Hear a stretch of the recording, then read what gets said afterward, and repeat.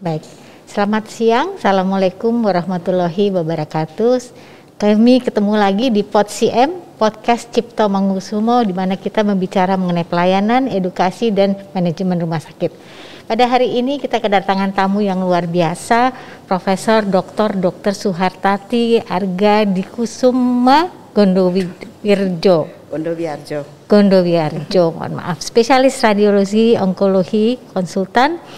Beliau lahir 4 September 1955, kemudian lulus dari FKUI 1980, radiologis 1987, radiologi onkologis Faculty of Medicine FKUI, kemudian Münster Universität Jerman 1989, PhD Faculty of Medicine Universitas Indonesia 1998. Ini juga tugasnya banyak sekali. Presiden Indonesian Radiology Oncology Society (IROS) dari 2006 sampai sekarang, Koordinator Comprehensive Cancer Care Center Pekat RSCM 2015 sampai sekarang, Profesor Radiation Oncology Department Cipto Mangunkusumo Faculty Medicine 2005 sampai sekarang, Chairman National Center Control Committee Ministry of Health 2014 sampai 2019, President Federation of Asian Organization of Radiation Oncology atau FARO 2017-2018, Chair Radiation Oncology Department Cipto Mangunkusumo 2003 sampai 2017, Presiden Southeast Asia Radiation Oncology Group 2010-2011, dan Presiden Indonesian Society of Oncology ISO 2006-2010. Luar biasa. Awardnya juga sebanyak-banyaknya nih, Prof. Terima kasih Prof udah bisa hadir ke sini. Terima kasih Dokter Ria. Hari ini kita mau bicara mengenai pekat ya Prof ya, pekat RSCM, pelayanan kanker multidisiplin terpadu terdepan di Indonesia. Nah, sebelum kita berbicara atau ngobrol-ngobrol tentang ini nih Prof, hari ini kan Hari Sumpah Pemuda. Nah, kalau kita lihat nih Sumpah Pemuda di tanggal 28 Oktober 1928 ya Prof ya. Ternyata perkembangan Indonesia itu tidak terjadi secara revolusioner ya Prof ya. Kalau kita baca itu 1928 itu diikrarkan sekumpulan anak-anak muda yang bersama-sama mengakui bahwa negara bangsa satu, kemudian bangsa satu dan berbahasa satu. Tapi sebelumnya di 1926 tuh mereka sudah merapat diskusi dan baru diikrarkannya di 1928. Sehingga kalau kita lihat itu kan perjalanannya benar-benar sistematis sampai kita Independent Days 1945. Jadi jauhnya kita sudah membicarakan mengenai bagaimana pendidikan yang demokratis, kemudian yang harus sangat Indonesia dan NKRI lah zaman dulu. Kemudian juga pendidikan itu harus sekolah dan rumah juga. Jadi dari keluarga juga. Jadi, nah kalau kita lihat nih sekarang, Prof, di era yang sekarang kan pada hari ini Sumpah Pemuda, di dalam pelayanan kanker gimana nih Prof? Baik, terima kasih Dokter Ria. Jadi memang kalau dari tahun yang lalu itu bangsa Indonesia sudah berjuang, tentunya perjuangan itu harus diteruskan hingga saat ini. Sehingga benar sekali yang dikatakan oleh Dokter Ria, kita tidak bisa berjalan di tempat, apalagi dalam mengobati kanker. Kita ketahui bahwa kanker itu adalah suatu penyakit yang tentunya tidak diinginkan oleh siapapun juga untuk menderita kanker, dan kalau ditangani dengan terlambat dan juga kurang tepat akan memberikan hasil yang sangat tidak menguntungkan baik untuk pasien maupun untuk keluarga, dan bahkan juga untuk masyarakat dan juga untuk negara.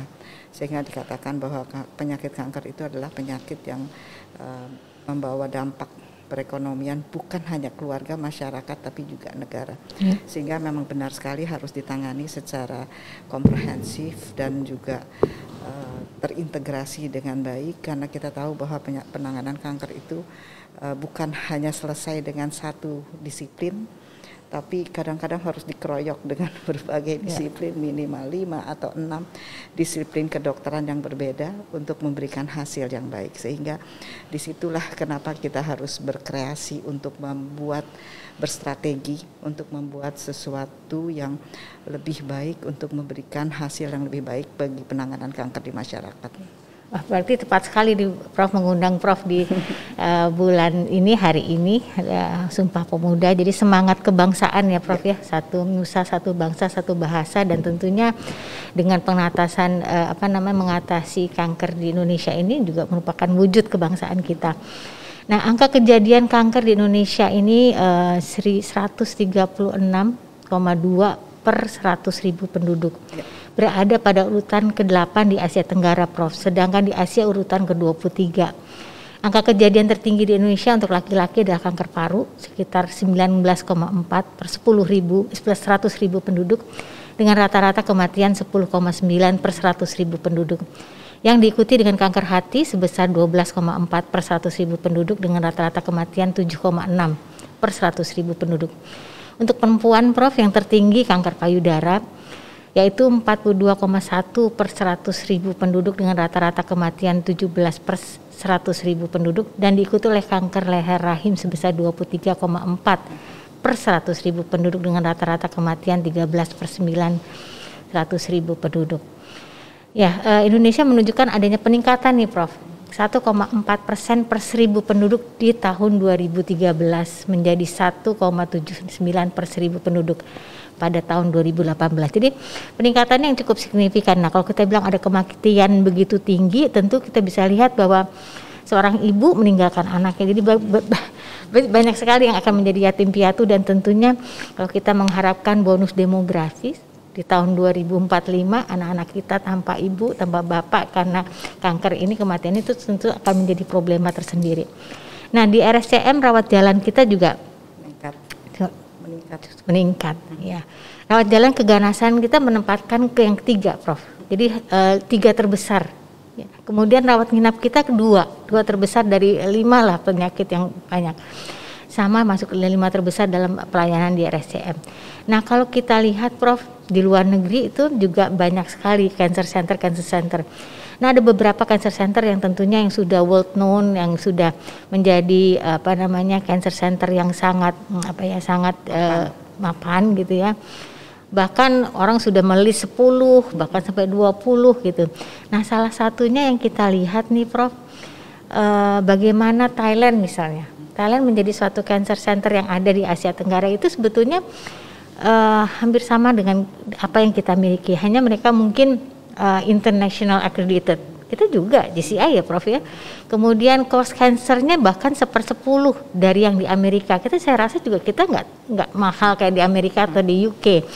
Kemudian di sana salah satunya many doctors and surgeon itu international certificate and expose. Saya rasa kita juga, Prof, nanti cerita berapa sih stafnya Prof yang lulusan luar negeri? Pasti kan juga banyak ya Prof ya. Kemudian juga selain itu juga rumah sakit yang di luar negeri atau di Thailand itu mempunyai wing khusus. Jadi area khusus untuk foreigners, untuk orang asing, sehingga mereka merasa dibedakan dan mempunyai pelayanan lebih bagus. Kemudian dan tentu memperoleh visanya lebih mudah. Saya rasa di Indonesia juga visa juga gampang. Nah, saya rasa ini yang bisa memicu nanti Prof cerita mengenai pelayanan kanker terpadu kita ya Prof. Baik, kita mulai nih Prof diskusi di sini ngobrol-ngobrolnya. Sebenarnya apa sih Prof layanan kanker terpadu di RSCM ini dan sejak kapan? Baik, terima kasih Dokter Ya. Jadi tadi kita Dokter Ya sudah bicara tentang beban, cancer burden itu seperti apa sih? Itu akan meningkat terus dalam suatu negara. Dan kalau tadi dikatakan oleh Dokter Ya bahwa angka kejadian kita adalah 1,3 per 1.000. Padahal kalau kita balik Dokter Ya, itu karena saya bekas presiden Asia, jadi saya punya data di Asia. Kalau kita bagi Asia itu atas high income, upper middle, dan lower middle, itu ternyata lucu datanya. Di upper middle itu rata-ratanya adalah 4-6 per 1.000. Tapi di makin rendah level ekonomi suatu negara, kok makin rendah angka kejadian kanker?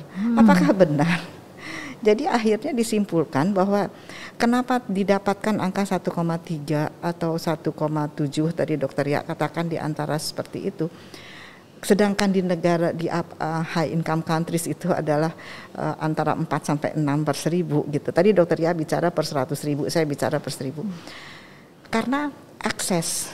Yang kedua adalah awareness.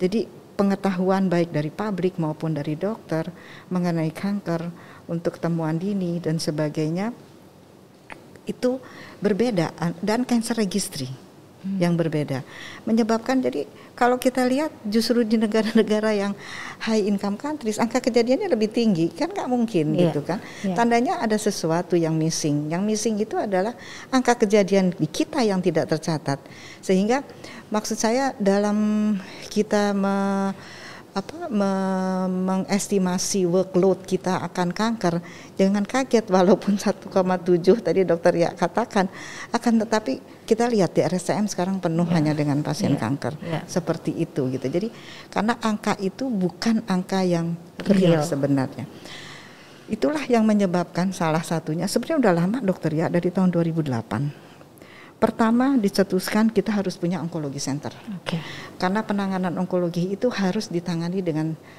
spesifik gitu loh.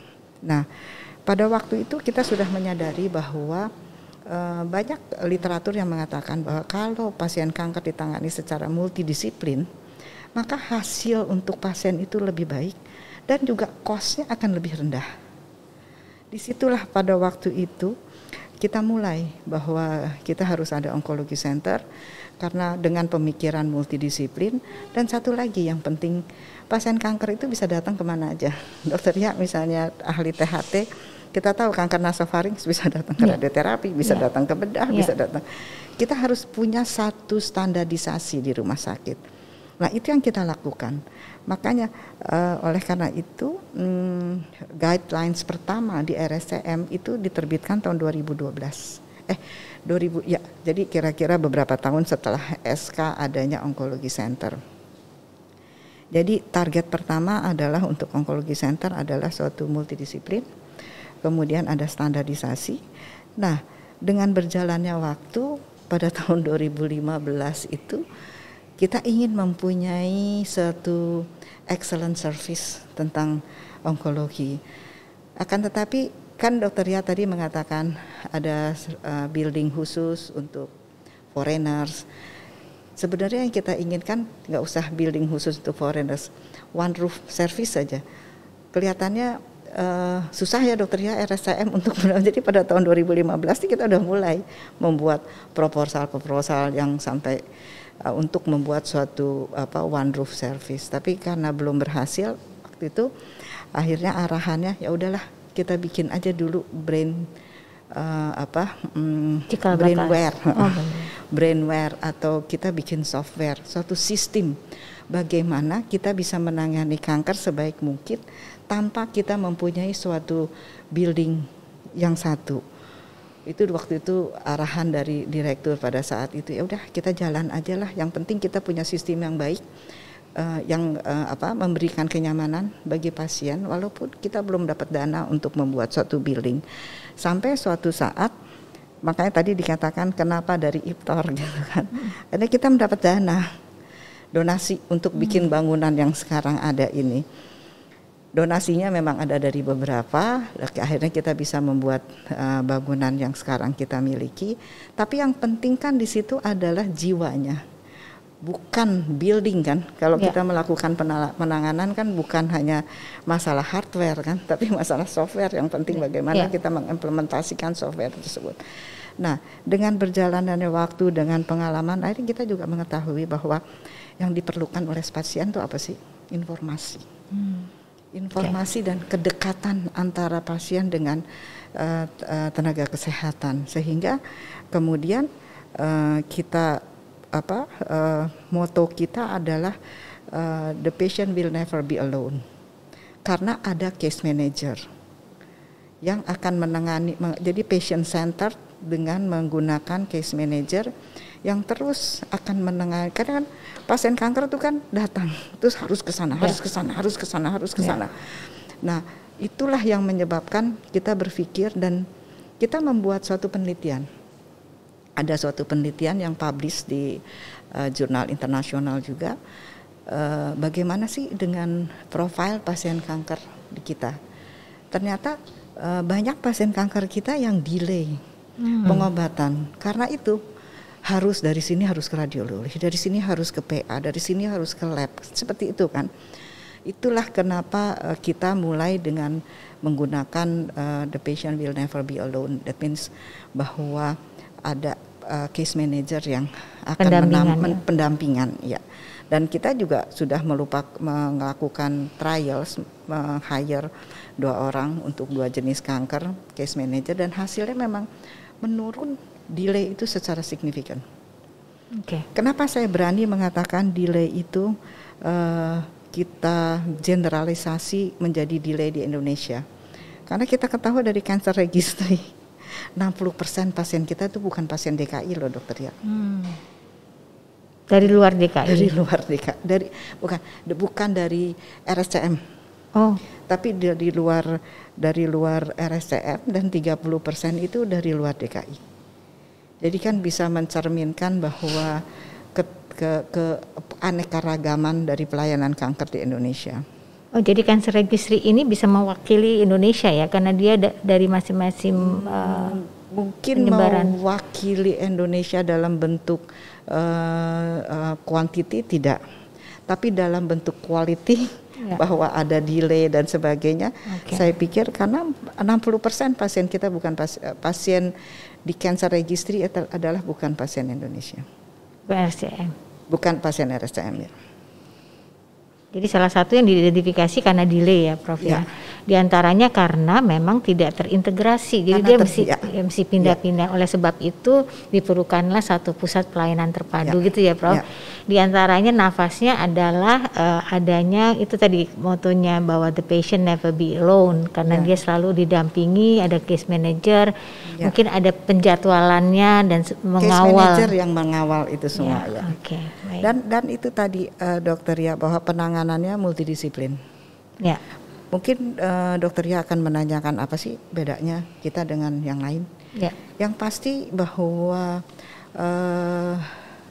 dokter ya tahu kan hampir setiap hari kita ada tumor meeting gitu.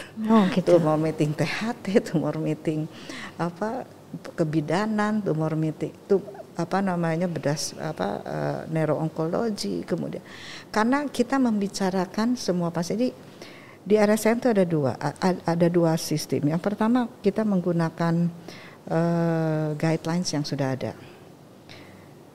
Kita kan ada guidelines berbagai jenis kanker.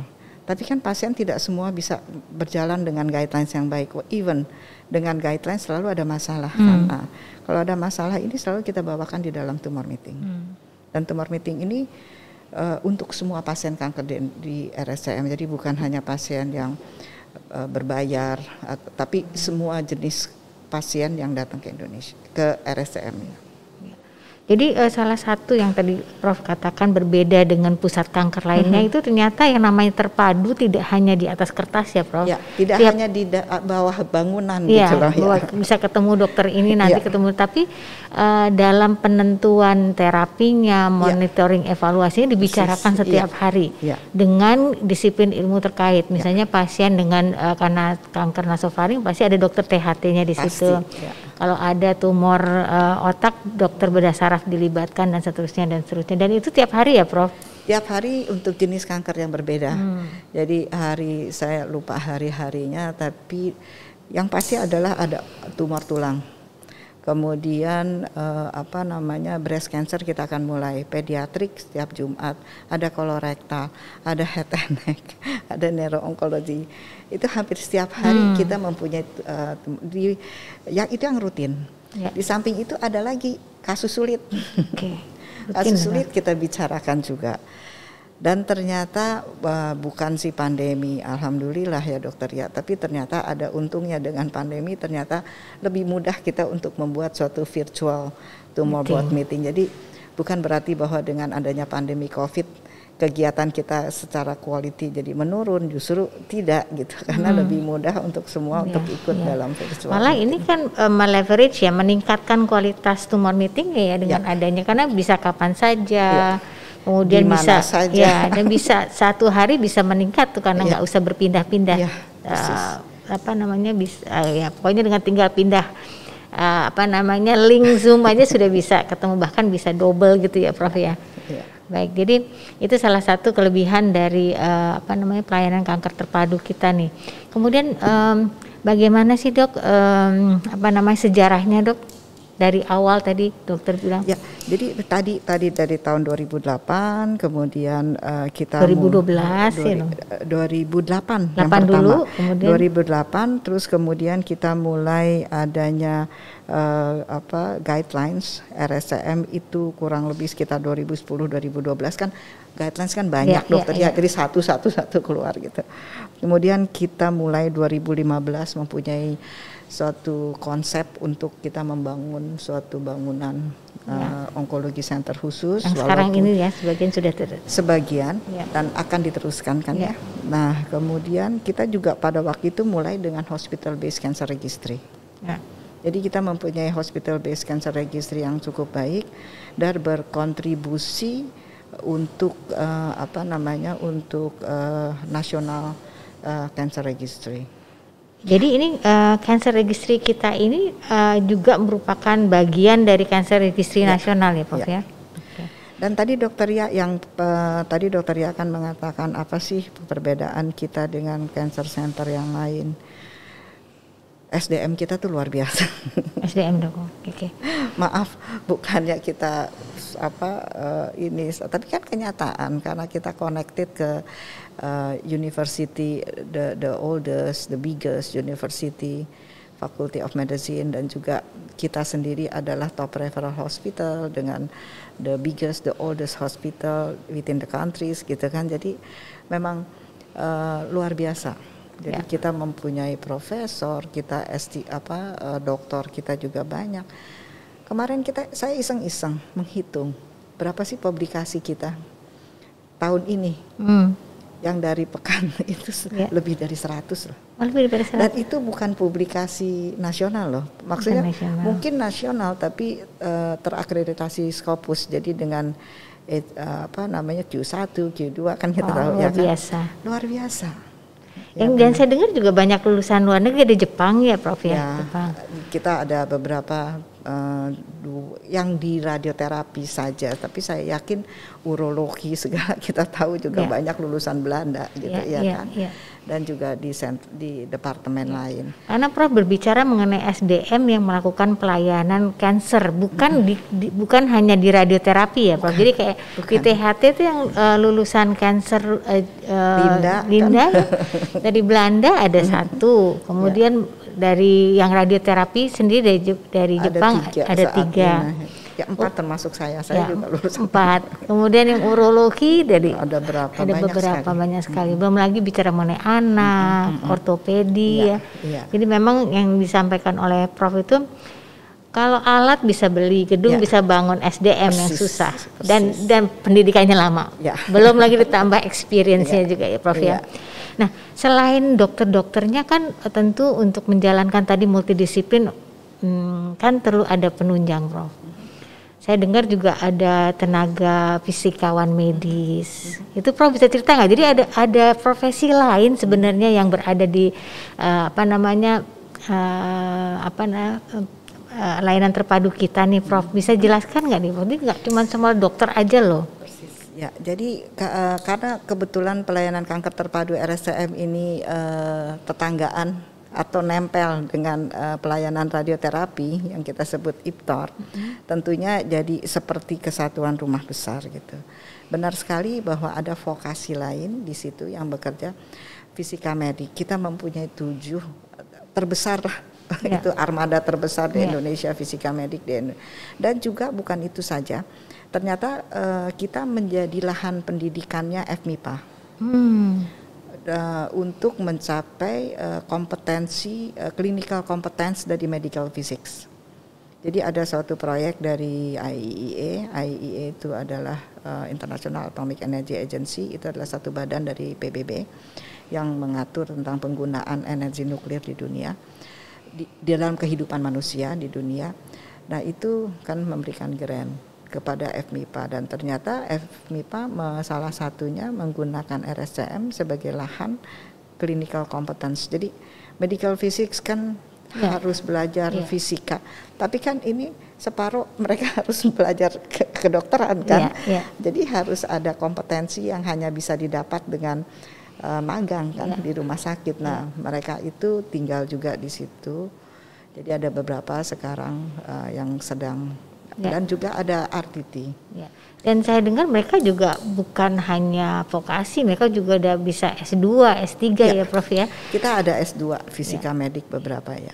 Jadi terbayang lah kalau misalnya pelayanan itu selalu bergandengan dengan pendidikan dan penelitian, pasti merupakan pelayanan yang paling bagus ya Prof ya. Karena pasti terpicu oleh terkinian, apa sih yang terbaik, evidence based kayak gitu ya, sehingga pelayanan menjadi baik sekali. Tadi Prof sebut juga selain dari fisikawan ada lainnya nggak Prof? Ada radiografer, radioterapi itu juga sekarang pendidikannya D4. D4 itu adalah skill dari bachelor. Jadi sebenarnya D4 itu sama dengan S1, tapi kalau S1 kan faculty based, kalau D4 itu hospital based. Nah itu juga ada di kami, dan nurse-nya juga oncologic nurse. Seperti itu. Social worker juga ada kali ya Prof ya? Social workers ya. Pasti mereka. Yang harus. Ya itu case manager itu kan mungkin masuk juga sebagai social workers ya. Jadi memang untuk men-set up suatu pelayanan terpadu itu tidak hanya dokternya saja, tapi mesti punya semuanya untuk rangkaian tadi ya. Kan motonya you never be alone tadi ya Prof ya. Dan satu lagi dokter ya, ada yang spesifik untuk kanker. Kita kan pasien kanker itu kan ada perubahan psikologis ya. Dari mulai menerima, dari mulai reject dan sebagainya, sehingga harus mendapatkan suatu hospitality yang baik. Nah itulah bagaimana kita harus mendidik bahwa dari mulai pasien datang satpam sudah bisa bilang selamat sore, selamat pagi, apa yang bisa dibantu dan sebagainya. Jadi bagaimana kita harus, karena kita ketahui bahwa dalam satu pelayanan itu kan sebenarnya 60% itu kan patient satisfaction itu adalah kan dari hospitality. Ya, jadi yang tadi disebut ya Prof ya, Center of Excellence, Service of Excellence itu ya Prof ya. Tadi Prof juga menyinggung mengenai akses ya. Bedanya apa sih di yang negara maju dengan yang kita, kok kita kayaknya angkanya lebih kecil daripada yang maju. Sebetulnya kan tidak true, angka yang tidak baik itu kayak tip of the iceberg aja ya, cuma atasnya aja kan. Nah kalau akses tadi kalau kita lihat nih Prof, untuk suatu center kontrol kanker itu yang harus berkontinuitas itu ada prevention Prof. Prevention, kemudian screening, kemudian ada early detection, diagnosis, kemudian treatment, tadi yang disebut psychosocial care. Itu kemudian ada research dan outcome itu terus di apa namanya pelayanan kanker terpadu ada tuh ya Prof ya. Ya, jadi kita juga banyak berperan bagaimana karena dulu kebetulan saya bekas ketua Komite Penanggulangan Kanker Nasional, jadi banyak bekerja menggunakan fasilitas dari pelayanan kanker terpadu. Maksudnya saya fasilitas adalah fasilitas SDM-nya gitu, bagaimana kita meng-approach masyarakat. Nah, Dokter Ya ingat nggak waktu ulang tahun RSTM 2019 acara di GBK, kita bikin acara besar sekali, mungkin lebih dari 1.000 yang datang dan juga dihadiri oleh stakeholder pengamat kanker. Dan kita melakukan cancer awareness gitu kan, dan kemudian ulang tahun RSCM yang kemudian kita buat maraton patients doctors, jadi dokter pasien komunikasi. Oh, itu udah pandemi ya Prof, jadi kita zoom. Kalau yang 1000-an tuh kita waktu itu di apa namanya GBK ya Prof ya. Itu akhir 2019. Tapi kan 2020 kita bikin Zoom. Nah ini juga kita akan lakukan. Jadi kita maraton 2 hari webinar untuk berbagai jenis kanker.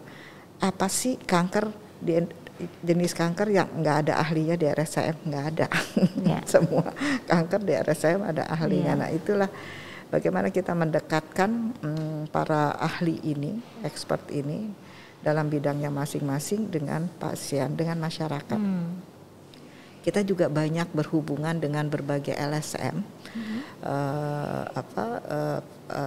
LSM tentang kanker, ada hampir 50 gitu, yang biasanya kita undang kalau kita melakukan sesuatu aktivitas peningkatan awareness terhadap masyarakat.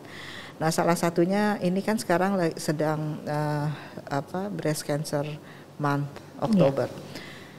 Jadi sudah banyak sekali kegiatan-kegiatan di luar yang dilakukan oleh berbagai institusi, baik rumah sakit maupun civil society atau NGO untuk meningkatkan awareness masyarakat. Justru yang kita akan lakukan, mudah-mudahan tanggal 10 November, Dokter Ya. Akan itu. Kita akan melakukan suatu kegiatan justru bagaimana memperkuat empowering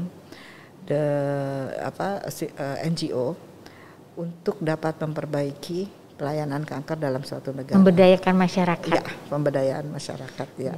Nah, jadi kita akan buat small group discussion, jadi focus group discussion. Dan mudah-mudahan kita akan menghasilkan suatu rekomendasi yang berasal dari bawah ya, dari pasien loh. Dari survivors gitu, yang mungkin bisa menjadi salah satu bahan pemikiran bagi pemerintah kebijakan pemerintah. Ya kadang-kadang memang kita seolah mengetahui semua ya, Prof, ya, dari atas, padahal yang di bawah penyintas itu lebih paham. Sehingga kita butuhkan ini, harusnya ada yang mengatur ini, aturan ini nggak pas, ini menyebutkan kesulitan buat kita, begitu ya Prof, ya, akses itu. Nah, jadi kalau kita lihat lagi bahwa pelayanan kanker terpadu RSCM ini tidak hanya mengobati ya Prof ya. Tadi screening lah screening, tapi keluar dari itu banyak sekali program yang tadi Prof sampaikan sebagai National Cancer Control Program tadi ya Prof ya, termasuk edukasi, pemberdayaan masyarakat bagaimana bisa mengurus dirinya sendiri, melakukan screening, kemudian bagaimana mereka bisa kembali ke komunitas. Psychological care-nya itu masuk semua ya Prof ya ke dalam situ ya, sehingga pekerjaannya tidak hanya ngobatin saja, datang diagnosis, ngobatin, kontrol, selesai, nggak itu ya Prof ya, tapi beyond itu ya Prof ya. Wah, luar biasa sekali ini, makanya patutlah disebutkan. Memang ada satu lagi Dokter ya yang mungkin terlupakan, mudah-mudahan enggak, bahwa kita banyak mengampu rumah sakit baik di dalam maupun di luar negeri. Di luar negeri lo gaya luar biasa. Timur Leste itu saat ini untuk pelayanan pediatric cancernya mendapat pengkayaan baik skill maupun knowledge dari RSCM melalui WHO. Jadi WHO mempercayai kita untuk mengampu Timur Leste. Jadi kerjasama kami khususnya dengan rekan-rekan di pediatric oncology, dan itu berjalan dengan baik. Memang agak sulit saat ini karena pandemi, sehingga kita belum bisa membuat offline. Jadi mereka harusnya datang, belum bisa, tapi online-nya berjalan terus, baik dalam bentuk kuliah-kuliah, lecture-lecture dari pihak kita untuk mereka. Dan yang kedua adalah case discussion. Jadi mereka ikut dalam case discussion kita, bisa belajar dari kasus-kasus kita, dan juga kita menangani kasus-kasus mereka. Dan kemarin dapat tawaran lagi, mau bikin program apa lagi RSCM dengan negara-negara yang kurang beruntung, kurang berkembang. Kita lagi berpikir nih mau komunikasi sama Dokter Ya, apakah kita bantu Papua atau senang sekali. Mungkin ya kita harus berpikir gitu apa. Iya. Jadi memang kalau kita tadi sudah berbicara mengenai pelayanan kanker terpadu ini tadi bukan cuma hanya lokal di RSCM, keluar dengan masyarakat segala macam. Sekarang kita mencoba membantu pemerintah nih, Prof. Men-set up cancer center yang lain. Karena kita tahu bahwa sekian banyak provinsi, nggak semua provinsi ada cancer center ya. Kalau mereka perlu radiasi, mereka harus pergi ke Jawa yang lebih banyak. Jadi misalnya di Lombok, kemudian Lombok ada satu. Ya, itu baru itu juga pengampuan ya, Prof ya, pengampuan dari kita ya. Di Lombok, kemudian dari Ambon, mungkin Ambon juga sedang dalam proses ya, dengan rumah sakit Lemenanya ya, Prof ya. Kemudian juga misalnya di Sumatera. Kan masih ada lagi Kalimantan, Pontianak yang sekarang sedang baru mulai. Yang sudah mau operasional itu Kanujoso di Balikpapan. Sulawesi, Rumah Sakit Kandau juga merupakan pengampuan, Prof. Ya.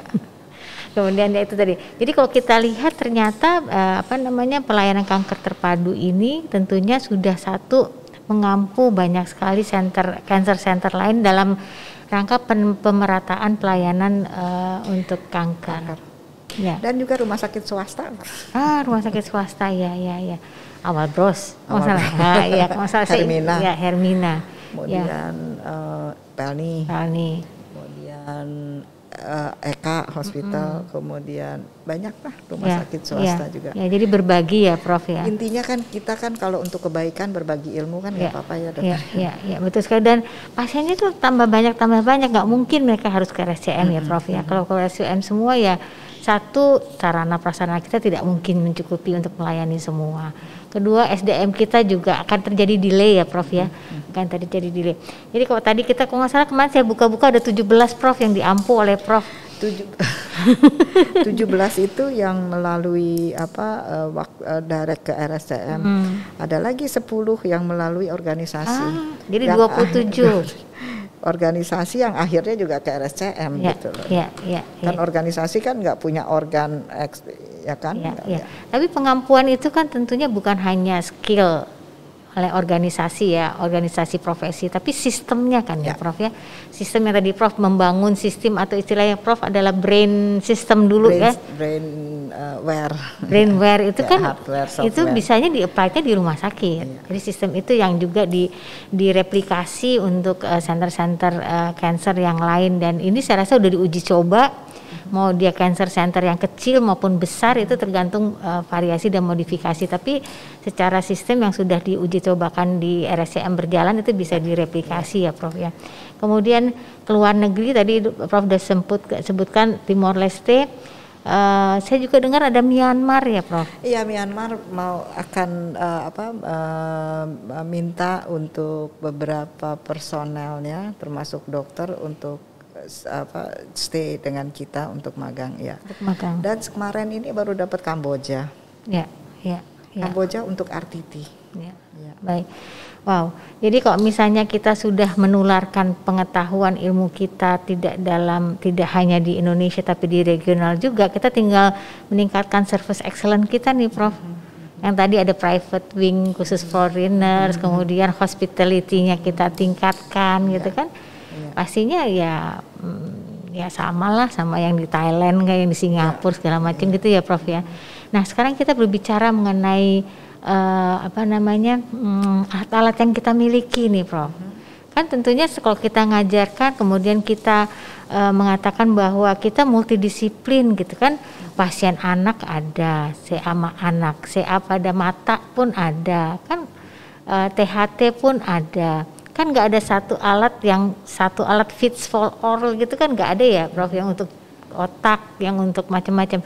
Nah, alat-alat kita apa saja sih, Prof, yang kita miliki saat ini yang menurut Prof ini juga hampir sama dengan yang ada di Singapura gitu, Prof, atau di rumah sakit lain lah. Jadi kalau kita bicara radioterapi, onkologi radiasi itu udah jelas bahwa beberapa jenis pelayanan kita leading, kita lakukan, maksudnya menjadi pertama di Indonesia, bahkan beberapa tetap sampai sekarang masih pertama. Jadi misalnya kita pertama melakukan intensity modulated radiotherapy, kemudian kita mempunyai, jadi kan sebenarnya alat itu kan connected ke service yang akan dilakukan. Yang saya katakan tadi adalah jenis servisnya. Sedangkan kalau alat gitu kita mempunyai tomoterapi, saat ini pun di Indonesia belum ada. Saat kita memang sekarang sedang down karena satu dan lain hal, tapi dalam proses untuk mengganti. Kemudian kita mempunyai peralatan yang misalnya satu alat kita punya yang namanya linear oscillator, walaupun mungkin di tempat lain ada yang sama, tapi dalam melakukan servis itu kan memerlukan suatu alat-alat bantu. Jadi yang bisa melakukan the real 4D adaptive radioterapi itu hanya di RSCM. Kemudian ya itu adalah hal-hal yang kita bisa lakukan di stereotactic radiosurgery juga satu-satunya hingga saat ini di kami. Nah, semua itu buat apa sih? Hanya untuk meningkatkan precision. Tadi kan Dokter Ria juga kita pernah menyinggung precision. Untuk meningkatkan precision, bagaimana kita memberikan radiasi dengan dosis yang kuratif, tapi jaringan sekitarnya itu tidak terkena radiasi melebihi dosis yang tidak diharapkan. Nah itu tujuan dari high end-nya dari radioterapi itu seperti itu. Tapi saya juga mengumpulkan data, Dokter Ria, mengenai pelayanan di tempat lain. Di tempat lain tuh di ini teman-teman kita juga di anggota pekat juga, misalnya urologi. Urologi itu bisa membuat suatu robotik prostat biopsi, kemudian transperineal 3D laparoskopi, kemudian ginekologi mempunyai radical surgery, kemudian neuroonkologi mempunyai intraoperatif monitoring LCS liquid diagnostic, ortopedik mempunyai megaprotesis. Jadi sebenarnya high end treatment ini dimiliki oleh semua sejawat-sejawat kita dari disiplin lain. Saya tidak bisa sebutkan satu-satu karena banyak sekali yang mungkin tidak dimiliki di center lain. Misalnya kan kita mempunyai hibrid Oka.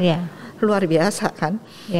Saya cuma baru lihat filmnya aja, tapi itu adalah bagaimana melakukan operasi dengan image guided kan sebenarnya ada CT di dalamnya. Saya yakin itu adalah sesuatu tindakan yang akan meningkatkan keberhasilan pengobatan dengan efek samping minimal. Dan menurut saya itu sesuai dengan tugas kita ya Dokter Ria ya sebagai top referral hospital, maka kita harus bisa melakukan tindakan yang tidak bisa dilakukan. Jadi difficult case to treat harus akhirnya jadi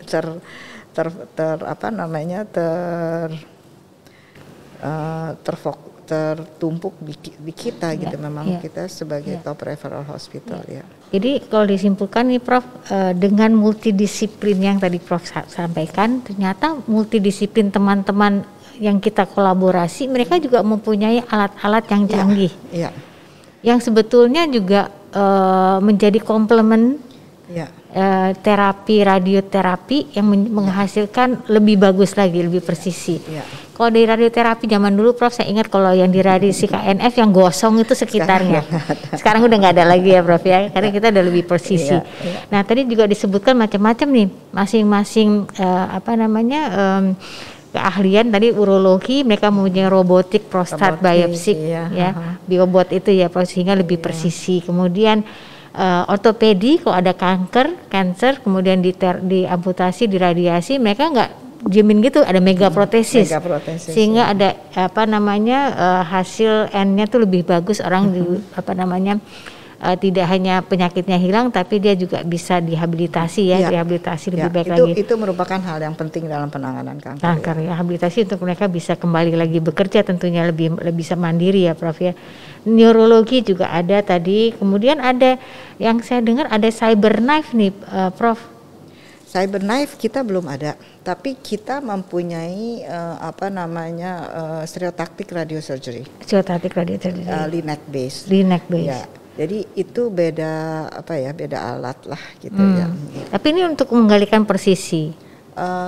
Sama fungsinya dengan stereotactic radiosurgery. Oke. Kita cuma menggunakan alat yang berbeda gitu. Cuma alat yang kita gunakan itu bukan hanya dedicated untuk SRS, sedangkan CyberKnife ini lebih dedicated hanya SRS. Jadi kalau maksud saya tuh untuk negara seperti kita yang nggak kaya-kaya banget gitu loh, lebih baik kita menggunakan alat yang multipurpose kan. Yes. Ya. Jadi nggak. Jadi utilisasinya ya bisa. Penggunaannya lebih banyak gitu ya, manfaatnya lebih banyak. Untuk bedah saraf juga kita punya Gamma Knife nih, Prof. Gamma Knife juga bisa meningkatkan presisi ya, Prof? Ya. Ya, tapi Gamma Knife agak lebih seperti CyberKnife, jadi dedicated hanya untuk SRS. Neurosurgery ini ada apa sih? Advanced Microscopic and Fluorescence Transphenoid Brain Surgery. Banyak dokter ya kalau kita lihat di otolaryngologi juga mempunyai advanced head and neck cancer surgery. Ya, jadi kolaborasi itu akan menghasilkan outcome yang baik sekali untuk pasien. Kita juga punya brachytherapy. Intraoperatif radioterapi juga ada ya, Prof ya? Tidak. Belum. Kita tidak pernah mempunyai intraoperatif radioterapi. Akan tetapi fungsi IORT itu dapat sekarang jadi dengan teknologi radiasi eksterna yang kita miliki, kita bisa membuat dose painting. Jadi sebenarnya fungsi-fungsi dari memang ada kelebihannya pasti, tapi bisa juga di replace gitu, digunakan dengan high tech-nya radiasi eksterna. Jadi dengan kepemilikan kita yang sekarang ini dan juga dimiliki oleh teman-teman kita yang berkolaborasi di pelayanan terpadu kanker terpadu ini, sebenarnya udah hampir sama dengan pelayanan di luar negeri ya, Prof ya? Iya. Kalau tadi disebut-sebutkan Linac, Brachy, Proton, intraoperatif Proton itu kita belum ada. Belum ada. Tapi dalam penjajakan untuk bekerja sama mengenai Proton. Nah, itu kan tinggal sedikit lagi. Ini saya copy dari Mayo kan? Iya, Mayo.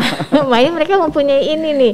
Iya. Saya mencoba men-checklist berapa sih yang kita belum punya. Ternyata memang kita nggak punya, tapi kita bisa menggunakan alat yang kita punya dengan gitu. Satu lagi adalah pediatric cancer. Nah, ini merupakan tantangan nih, nggak semua cancer bisa mengobati pediatric cancer. Nah, kalau kita lihat KSM atau Kiara kita juga kan banyak ya, Prof. Ada cancer onkologi centernya juga, spesialis onkologinya juga ada. Kemudian juga ahli gastronya juga ada. Semua kayak miniaturnya. Rumah sakit. Nah, itu tuh tentu untuk radiasi pada anak-anak juga bisa juga ya, Prof ya. Jadi ya kalau kita lihat ini, dan kita juga mulai membentuk rim ya, Prof ya. Kenapa? Rim. Kita punya ruangan yang untuk bone marrow transplant kan. Iya. Jadi yang kita sedang jalan ini adalah high dose kemoterapi untuk bone marrow transplant. Medical oncology. Oncology. Jadi udah kalau ini terpadu kan sudah terpadu semua sehingga layaklah memang kita mempunyai semuanya. Dan yang pediatrik tadi, Dokter Ria, kan yang kita lakukan pengampuan di Timur Leste pediatrik. Justru mereka sangat membutuhkan bantuan atau upgrading terhadap pelayanan pediatriknya di Timur Leste. Banyak kasus ini ya, kanker pada anak ya, Prof di sana ya? Ya nggak banyak, tapi sama aja insidensnya, tapi mereka belum mempunyai kemampuan. Ya, seperti yang dokter ya katakan tadi kan nggak semua. Nggak semua sampel punya. Baik, tadi sudah kita sambut mengenai pendidikan, sudah kita juga menerima fellow dari tadi Timor Leste, kemudian kedepannya adalah Myanmar juga. Penelitian juga Prof udah sampaikan, udah 100 itu pas tahun ini saja, baik yang nasional bahkan international Scopus, Index Scopus yang ini. Kemudian pengabdian masyarakat karena memang PAKT pelayanan kanker terpadu ini tidak hanya ngobatin saja, tadi sudah disampaikan, itu juga mulai pemberdayaan masyarakat gitu, kemudian juga screening, early detection juga.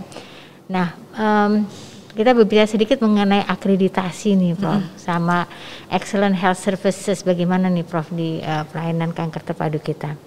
Mengenai akreditasi, kan kalau overall hospital kan kita punya akreditasi GCI tadi Dokter Ria sudah menyampaikan. Dan juga kalau untuk pelayanan onkologi radiasi, mungkin kita aneh, kita adalah departemen yang pertama kali menggunakan karena kita ingin memperbaiki diri gitu loh, menggunakan akreditasi ISO.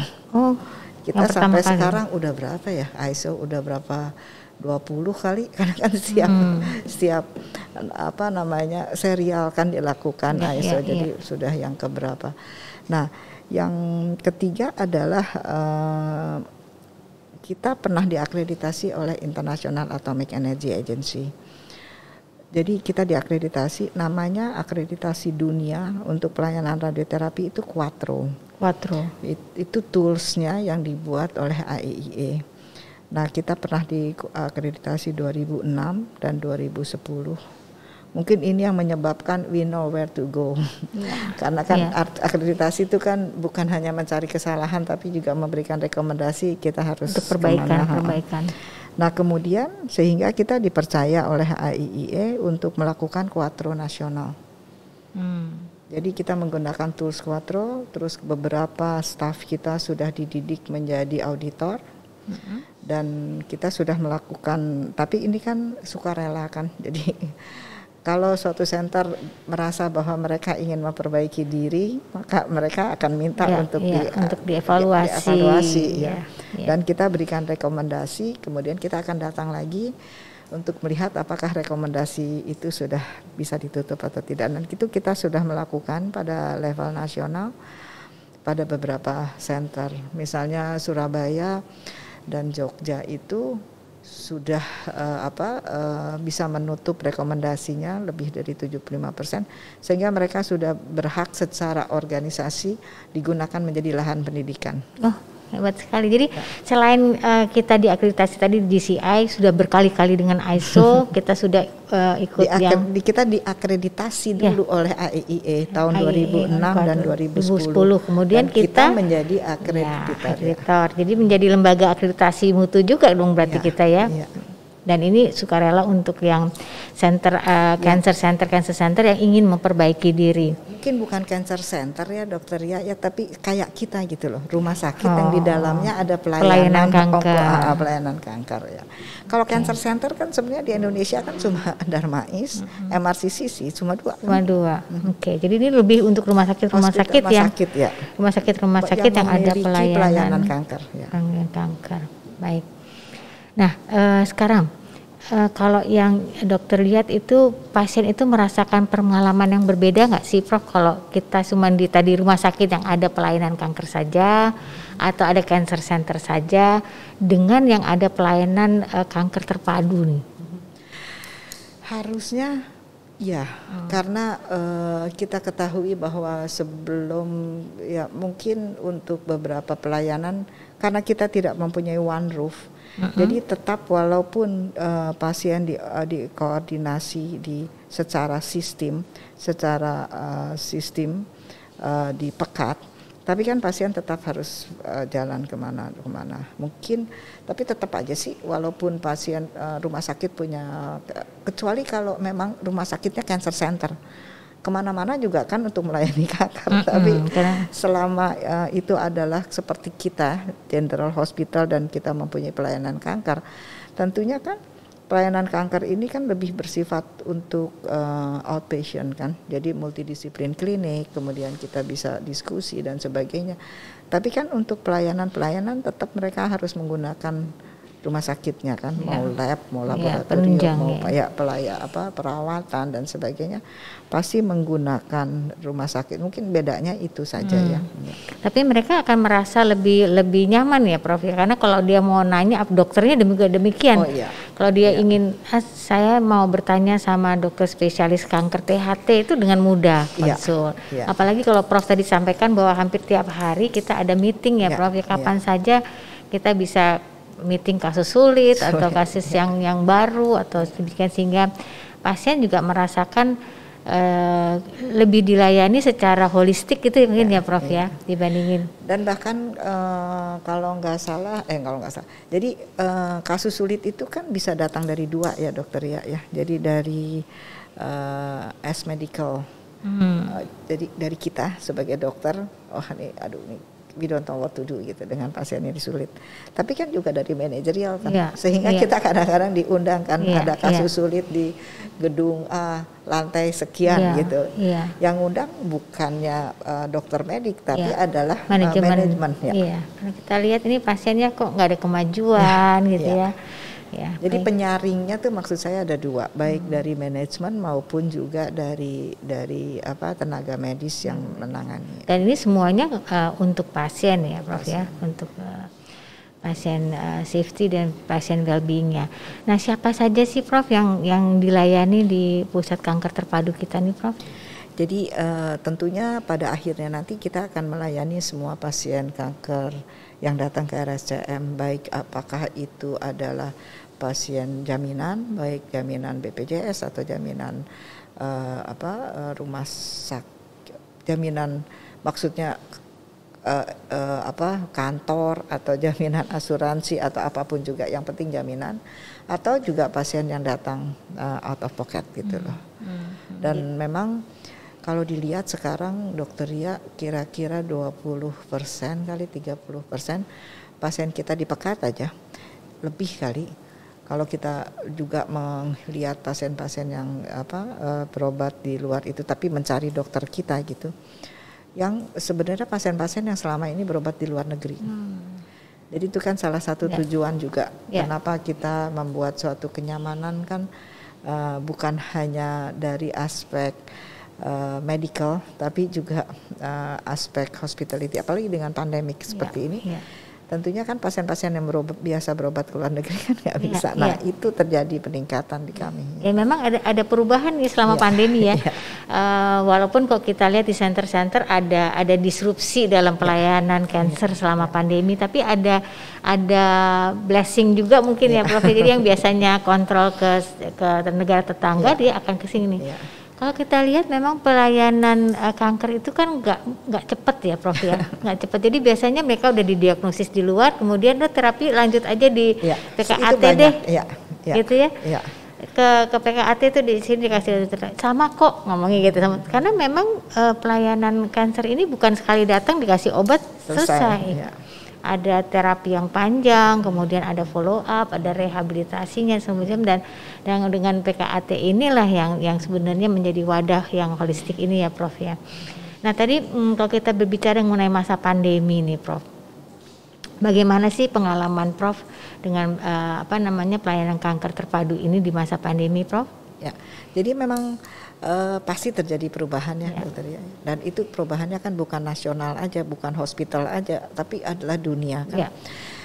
Pertama adalah tentunya kita menerapkan ya seperti yang dianjurkan oleh corporate dari rumah sakit, bagaimana kita menerapkan menurunkan penyebaran dengan physical distancing dan sebagainya. Itu sih pasti masker dan kemudian menggunakan PPE yang benar dan menganjurkan cuci tangan, dan itu kita ini kan dalam brosur-brosur dan sebagainya. Itu kan banyak pada awal ya Dokter ya, pada waktu kita panik ya kan. Nah tapi di samping itu juga kan ada anjuran dari global kalau untuk radioterapi, tapi saya juga yakin untuk disiplin lain bahwa pasien-pasien mana yang dapat di-delay, pasien-pasien mana yang dapat prioritas pengobatan modalitas lain, dan pasien mana yang memang harus diterapi, terutama pasien-pasien emergency. Even pasien COVID juga kita sinar kalau memang dia vena cava superior syndrome gitu yang nggak bisa bernafas, nggak bisa ditunda. Tentunya dengan penanganan khusus gitu apa yang harus dilakukan, dan juga tentunya berjalan screening triase menjadi lebih aktif kan. Apakah itu dengan pemeriksaan klinis atau dengan screening PCR atau screening antigen, swab antigen dan sebagainya. Nah, memang kalau kita lihat dari data, ini kebetulan saya siapkan kemarin data, terjadi penurunan tuh. Terutama penurunannya di 2020 ya. 2021 naik lagi. Sudah nggak bisa ditahan lagi, Bro. Sudah bisa ditahan dan orang sudah mengetahui bagaimana mungkin strategi untuk melindungi diri dari COVID gitu. Jadi memang ada kebijakan-kebijakan yang kita lakukan, baik medik dan non medik. Non medik tadi yang kita sudah bicarakan tentang berbagai tindakan yang harus dilakukan seperti PPE dan sebagainya, dan medik tadi pembatasan. Memang pada suatu saat waktu peak kemarin itu banyak petugas yang terkena, jadi kan memang dengan sendirinya pelayanan harus dikurangi. Tapi in prinsip dalam di kita tidak mengurangi jumlah, tidak membatasi jumlah pasien ya. Jadi memang ada keraguan di awal-awal ya Prof untuk mereka datang nih, jangan-jangan saya ketularan COVID. Tapi setelah kesini-sini dengan ada protokol prokes itu yang lebih sering didengung-dengungkan dan semua orang udah pandai sehingga ini. Kalau kita lihat di luar nih Prof ya, memang ada penurunan 55,34% reduced services. Karena ada ketidakjelasan suatu sistem. Jadi ini benar nggak sih masuknya dari mana? Jadi kemudian tadi ada kekurangan PPE tadi Prof, itu juga menyebabkan kira-kira 19,10%. PPE-nya kurang, jadi ya schedule-nya dipanjang. Tapi kan pada awal ya. Pada awal. Kemudian ada staff shortage, ini yang karena ketularan kemudian isoman itu cuma 17,98%, kira-kira mirip deh Prof. Kemudian restricted access to medication 9,8%, sedikit sekali. Kemudian missing one cycle terapi itu cukup besar ya, jadi 10% lah diantaranya tuh. Jadi beberapa center melihat bahwa pasien-pasien itu kehilangan satu siklus terapi pada masa pandemi ini. Dan juga yang lain-lain yang tidak berhubungan dengan cancer related itu cukup banyak 39. Tapi overall pelayanan cancer itu di luar negeri dan ini tetap berjalan selama pandemi. Terutama sebenarnya yang screening, early detection itu. Jadi mereka tuh encourage pokoknya kalau Anda curiga jangan tunda.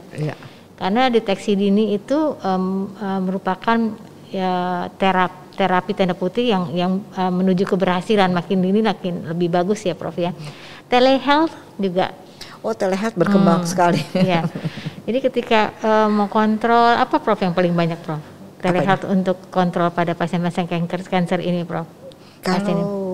Kalau kami sih kita kan punya sendiri jadi kita tidak menggunakan jasa telehealth yang ada saat itu, tapi kita menggunakan sistem sendiri, jadi pasien bisa melakukan telekonsultasi seperti juga di Kencana, di onkologi di Pekat juga kan ada. Dan kemarin kan kalau nggak salah sistem dari RSCM terpadukan kan. Ya, jadi kalau di sini disebutkan memang reorganization of cancer care, adopting telehealth ini menjadi bagian hal yang sangat penting. Jadi kan penyakitnya ternyata keluhan-keluhan itu menjadi sangat dominan karena ada faktor-faktor psikis. Di mana mereka harus isoman, membatasi ini, dia merasa sakit inilah, sakit kepala ini yang sebetulnya nggak ada related. Tapi kalau udah ketemu Prof Tati, Prof saya kok tambah sakit kepala nih gitu kan, terus nggak apa-apa Bu gitu kan, gitu-gitu ternyata itu bisa hilang. Jadi banyak sekali hal-hal seperti itu yang timbul di saat pandemi. Karena memang pasien kanker sendiri sudah merupakan beban psikologis. Tambah lagi dengan pandemi kan tambah beban psikologis dan memang ketakutan. Jadi kalau nggak salah dokter ya, penurunan jumlah kanker itu bukan hanya dari rumah sakit ya, tapi banyak penurunan jumlah pasien kanker. Tapi juga dari pasiennya yang nggak berani datang. Dan juga karena sistem misalnya dari transportasi yang lebih susah, masih dan ada pembatasan gitu pembatasan, jadi banyak faktor gitu, bukan hanya dari faktor karena karena hospital atau karena medical, tapi juga karena general condition pada masa pandemi itu ya. Ada pembatasan itu ya Prof ya, untuk transportasi ya. Kemudian, SOP-nya ada yang berbeda nggak Prof? Itu yang tadi saya katakan, kita mempunyai SOP, kita mengeluarkan SOP yang mengenai bagaimana pembatasan. Tentunya SOP itu kan sesuatu yang dinamis. Jadi pada waktu peak tentunya yang diterapkan adalah SOP yang benar-benar strict gitu, pembatasan, bukan pembatasan, pengelompokan pasien. Jadi mana yang harus dilakukan segera atau bisa ditunggu.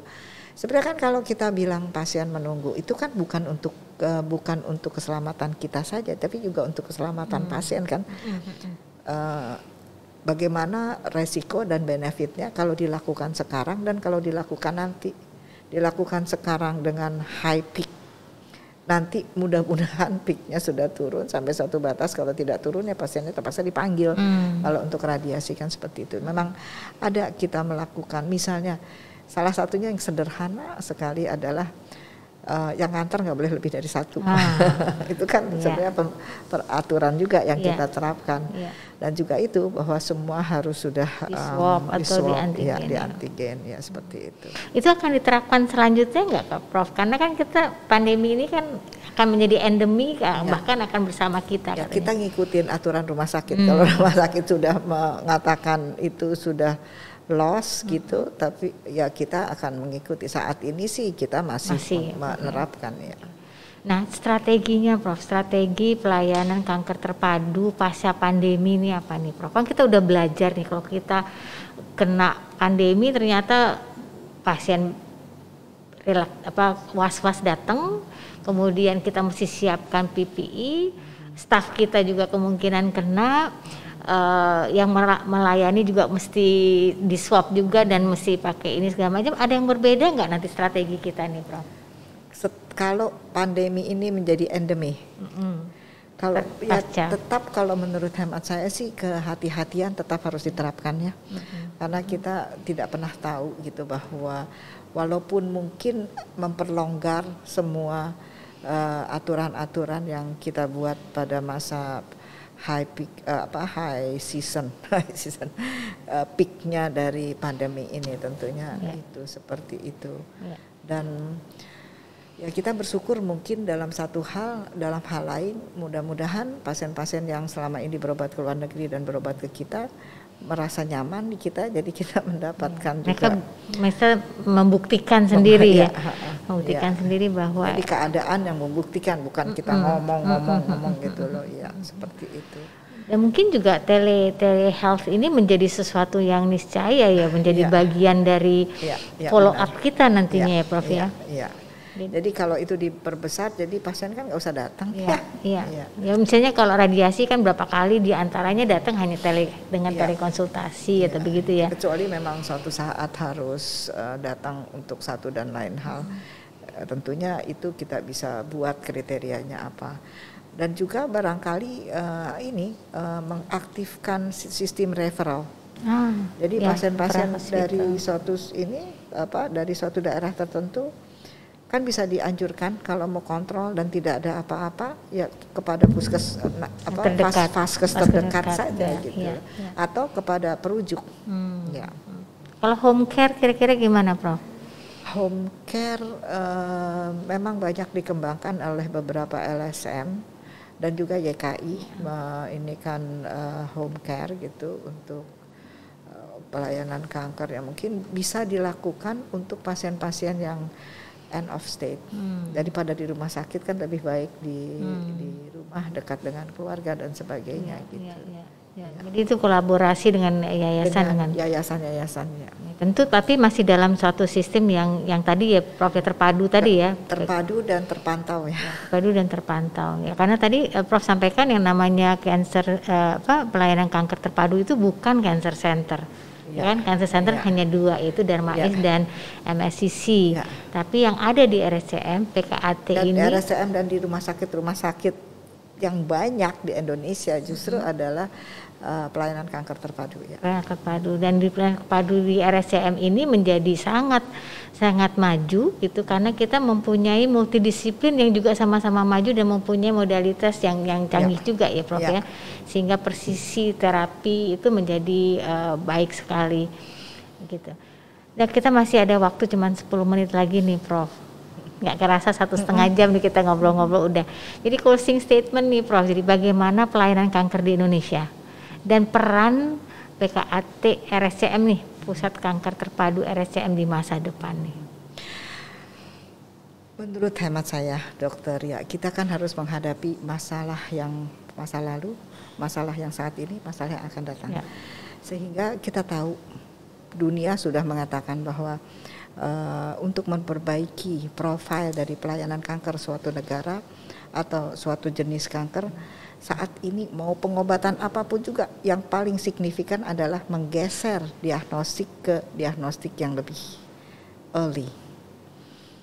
Ya kan, dan kita tahu bahwa 43% kanker itu dapat dicegah loh, hanya dengan pola hidup sehat, bersih dan sehat. Sehingga menurut hemat saya benar-benar sekali ke depannya harus ada prioritas kita untuk bukan hanya untuk terapi, tapi juga untuk promotion prevention, early detection.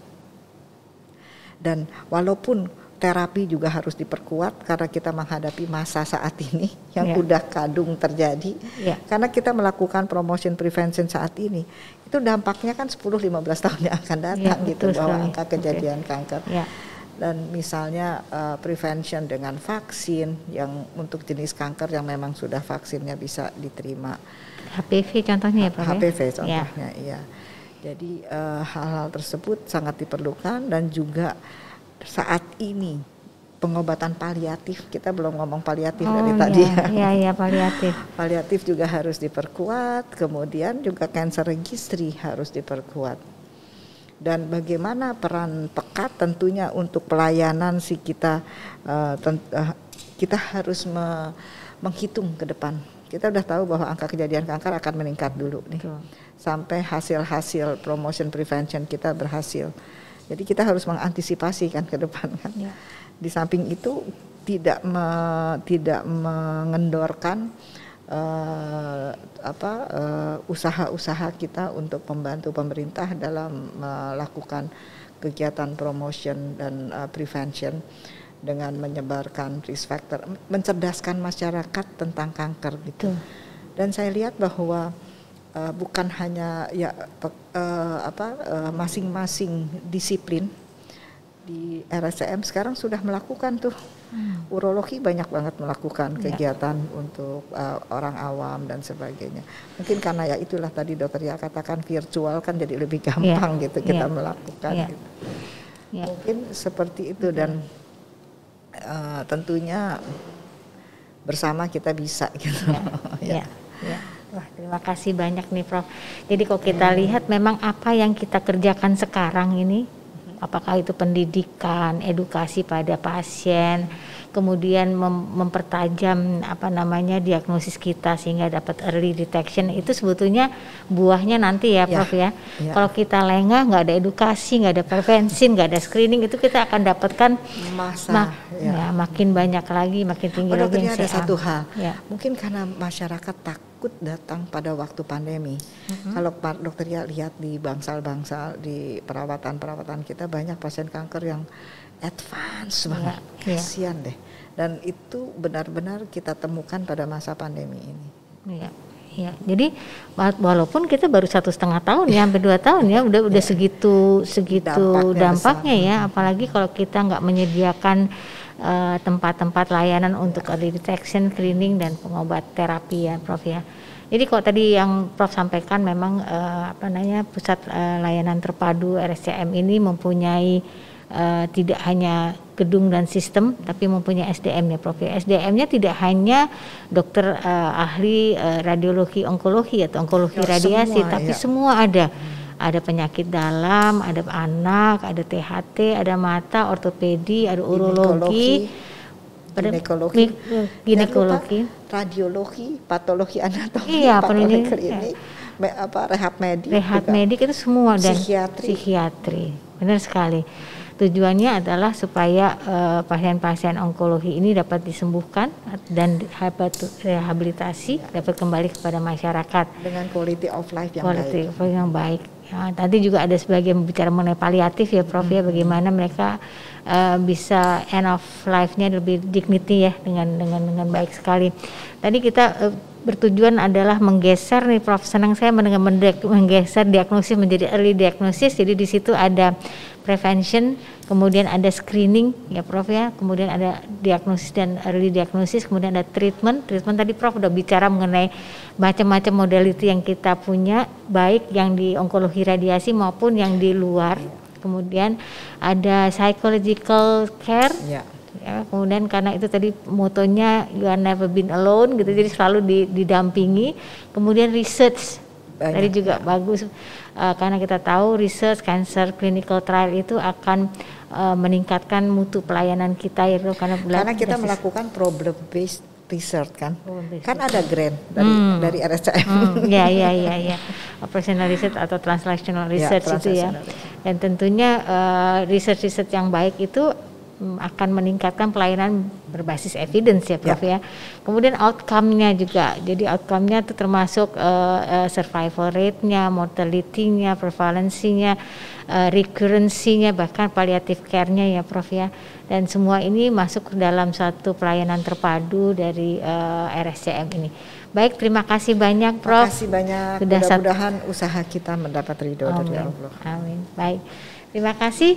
Demikian hadirin semuanya, kita sudah berbicara panjang lebar mengenai pelayanan kanker terpadu RSCM, dan saya rasa memang ini menjadi tugas kita semua untuk mendapatkan masyarakat yang sehat di tahun 2045 nih. Prof, bonus demografi kita kan 2045 nih. Kalau kita nggak mulai berbenah, nggak mulai serius, preventif segala macam, kita akan mendapatkan di 2045 ada pasien-pasien atau warga-warga kita dengan yang kasus kanker yang sangat tinggi sekali. Baik, terima kasih banyak. Alhamdulillahirabbil alamin, kita sudah selesai, dan kita tunggu minggu depan dengan topik-topik yang sama menariknya tentunya, dan mengenai edukasi, pelayanan, dan manajemen rumah sakit. Terima kasih. Wassalamualaikum warahmatullahi wabarakatuh. Waalaikumsalam.